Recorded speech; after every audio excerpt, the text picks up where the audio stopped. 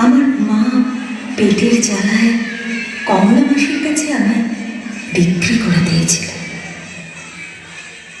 অন্ধকার নামতেই আমাদের কালীঘাটের কানা গলিটা পান, জর্দা, মদের গন্ধে, হিন্দি গানের চটকা সুরে বা দম বন্ধ করা ঘরগুলো থেকে ভেসে আসা সিরিয়ালের শব্দে সেজে ওঠে।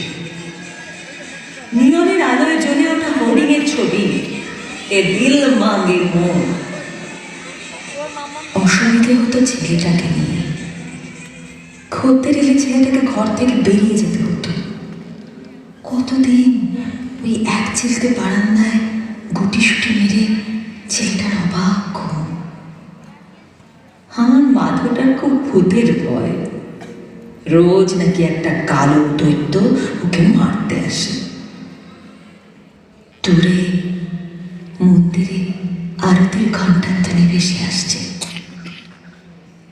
ওপাড়ার সত্য মাস্টার আমাদের ছেলে মেয়েদের নিয়ে একটা স্কুল খুলেছেন।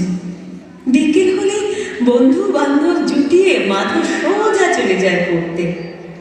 বইপত্র সব জুটিয়ে দেন ওই সত্যবাবু। রোজ ভোর না হতে মানুষটা সব ছেলে মেয়েদের খোঁজ খবর নেন।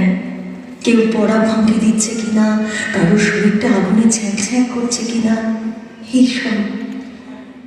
ওই মাস্টারমশাই বলেন, আমাদের ছেলে মেয়েরা ওনার বাগানে নাকি সূর্যমুখী ফুল, আর উনি নাকি সেই বাগানের মালিক। সারা রাতের ক্লান্তি মেখে সকালের ঝাঁঝার উত্তরে আমার ছেলের পড়ার আওয়াজে ঘুম ভাঙে। কোনোদিন শুনি আমাদের ছোট নদী চলে আঁকে বাঁকে, আবার কোনোদিন অঞ্জনা নদী তীরে খঞ্জ। কেমন নিজের ভেতর নিজে হারিয়ে যায়। মাথাটা বলে, মা জানো, মাস্টারমশাই বলেছেন সারা পৃথিবীর সবচেয়ে বড় কবি রবি ঠাকুর। আমাদের সহজ পাঠের সব পদ্য রবি ঠাকুরের। আমাদের কানা গলিটা তখন দু চোখ মেলে বড় রাস্তা খুঁজতে চলে। রাতের শেষে আমার চোখের পাতায় ঘুম। আজান ভেসে আসছে। সারা রাত কুকুরটা চিৎকার করে ক্লান্ত হয়ে হাত পা ছেড়ে আয়েসে ঘুমে। মাথা হঠাৎ সেদিন ঘুম থেকে উঠে আমি ডাকতে শুরু করি। সকালের এই সময়টায় শরীরটা ভারী হয়ে আসে। মাধব আমাকে জোর করে টানতে টানতে মাস্টারমশাই বাড়ির সামনে নিয়ে গেল। এই সকালে মাস্টারমশাই বাড়িতে কেন যাবি জিজ্ঞাসা করায় মাধবকে একটাই কথা, অঞ্জলি দিতে হবে মা, অঞ্জলি। বৈশাখে কবে যে সরস্বতী পুজো হয় কে জানে। মাস্টারমশাই বাড়ির সামনে নিপুণ উঠোন, সুন্দর আলপনা, ছবিতে মালা।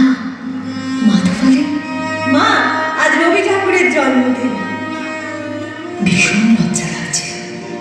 আমি জানতাম না মাস্টারমশাই রবি ঠাকুর সম্পর্কে কত কথা বলতে শুরু করলেন। এমন কথা আমি আগে শুনিনি। তারপর নাচ, গান, নাটক, কত কি। দেখে আমার মাধব পদ্ম বলছে, আমার মাধব। আনন্দে আমার চোখে জল চলে এলো। ওকে আমার ছেলে। বুকের ভেতরটা কেমন। শেষে মাস্টারমশাই সবাইকে নিয়ে গিয়ে উঠলেন, আমরা সবাই রাজা, আমাদের এই রাজা